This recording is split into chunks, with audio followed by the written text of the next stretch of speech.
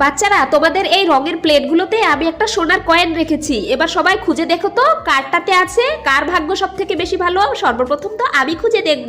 আরে এর মধ্যে তো কিছুই নেই, ধুর, আমার ভাগ্যটাই ভালো না। এবার তো আমি খুঁজে দেখব, আমারটাতে নিশ্চয়ই পেতে পারি। একটু খুঁজে দেখি তো। আরে আমারটাতেও তো কিছু নাই, ধুর, আমার ভাগ্যটাও আজকে খারাপ। এবার তো আমি খুঁজে দেখি তো আমারটার মধ্যে আছে কিনা। এই তো আরে আমার এটার মধ্যেও তো কোনো কয়েনই নাই।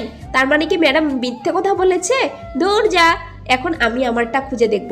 আমারটা তো অবশ্যই আছে। আরে সে কি, সবারটাতেই নাই? তার মানে 100% ম্যাডাম তো এটা মিথ্যে কথা বলে গিয়েছে। চলো বন্ধুরা, আমরা এই খেলাটা খেলবো না। ম্যাডাম আপনি মিথ্যে কথা বলেছেন, এক্ষুনি চলে যাব। আরে দাঁড়াও, পেছনে তাকিয়ে দেখো।